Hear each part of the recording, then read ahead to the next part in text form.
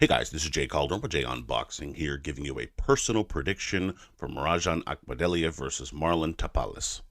And as always, this is of course just my take. Your predictions can be left down in the comments section below. Would love to hear them all. And a little bit of fight info here. We have Murodjon Akhmadaliev taking on Marlon Tapales on the Bam Rodriguez versus CRISTIAN Gonzalez undercard on April 8th at the BOEING Center at Techport in San Antonio, Texas, airing live on DAZN with MJ's IBF and WBA junior featherweight titles on the line. A very under the radar, kind of underrated fight in my opinion. It's not the biggest fight, it's not on the biggest card, it's actually the co-feature to the fight I just mentioned. That said, worth a closer look in my opinion. You have the two-belt champ in MJ that is unbeaten and has shown some real promise as a professional. I think he's certainly an interesting fighter to watch. And in Tapales, you have a top 10 fighter that could certainly be at least decent enough to test MJ a little bit more than perhaps others have thus far. Of course, the winner positions himself very well at 122 pounds for the Naoya Inoue versus Stephen Fulton winner, or many of the other fights that could happen in or around the weight class, so there's certainly a lot on the line. That said, does MJ keep cruising, or will Tapales hand him his first defeat? Let's break this one down. Starting with MJ here, for MJ to win, I think you want to move in and out. That effectively is your style. You like to dart in and out pretty well. It kind of helps set up your jab, kind of gets you going in the fights. Naturally, that's what you're going to want to do in this particular case.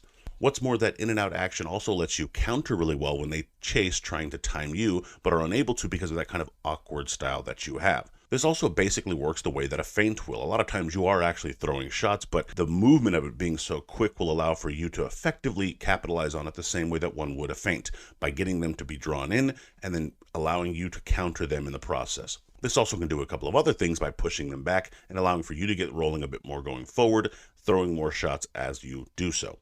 Once this really gets going, it allows for you to use your angles, and once you get to that certain point in your game plan, it's a lot harder for fighters to kind of trap you or maintain you in this fight, so the sooner you can get all of that processed in this fight, the better. I would also say avoid the counter shot. You're a bit faster than Tapales, I would say, so he might look to try and counter you as you step in. That might have to be his game because timing is going to be the only thing that might be on his side, potentially. That might mean that he's going to try to catch you during those kind of lunging moments, those moments when you're darting in and out. You want to make sure it's more of a dart than it is a lunge. That's very important here.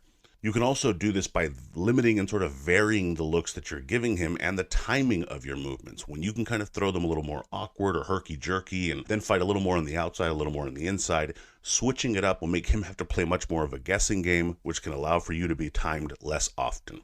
I would also say step to the side as well, so your line kind of changes, and so the trajectory of his shots is not going to be nearly as predictable for him, and thus he can't throw with the type of conviction he'd look to throw with. This, I think, altogether can help you avoid those counter shots. And finally, I would say vary the jab. You have a great jab, especially because you throw it with so much variety. That, I think, is going to be important here, as it is in most of your fights, so naturally, I would say this has to be on this list. You're going to want to double it up at times. You can triple it up as you circle. You can kind of create that space and distance, then get your shots working behind it, or at times just try to draw him in because he's looking to score after being jabbed to death so much.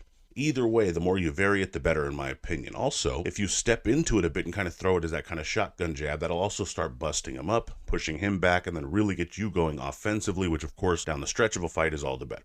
Switching over to Tapales. For Tapales to win, I think you want to catch him coming in. As I mentioned, MJ likes to slide in and out of range. The only way you can capitalize this is by trying to time it and trying to find some sort of pattern in his rhythm that allows for you to benefit by clipping him with either the right hand or the straight left. This could either hurt him, for example, which of course would be a benefit to you, but at the very least, it might limit some of his movement for stretches as he's more questioning of what might be coming in return. This also gives you a better chance to close the distance and get going forward a little bit more. MJ doesn't mind fighting backwards at all, but at the very least, this might allow for you to gain some momentum in the contest instead of just being on the outside looking in. I would also say corner, don't chase. You don't want to follow in this fight. That's going to take too much energy. Instead, you want to be focusing on his back foot, not his lead foot. When you focus on the lead foot, that means you're kind of trailing him a bit. When you're focusing on what direction he's looking to go, and with that back foot, it gives you a lot better a chance of actually cornering him and cutting off the ring.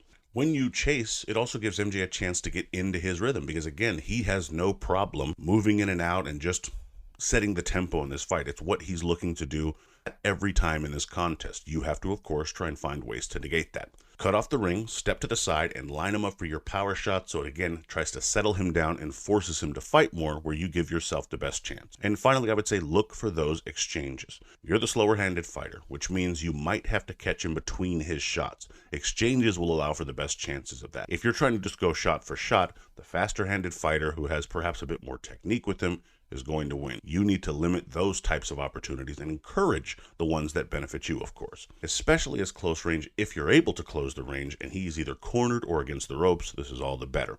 The best chance of landing something more fight-changing or altering for you is going to be during those exchanges, so you need to encourage them in this fight and improve your chances of landing something meaningful in this contest. Now, in terms of my pick here, Tapales can keep it interesting, but I'm rolling with MJ on this one. I think he starts off strong with movement and a jab, and Tapales struggles to find his timing or range, unfortunately for him. In the middle rounds, Tapales can find the best success as he gives what he has left, landing a few shots here and there. However, MJ will go through the gears, start landing more shots, more power shots, using those angles, and cruise to a victory in, for the most part, a comfortable fight. Winner, Murodjon Akhmadaliev via unanimous decision.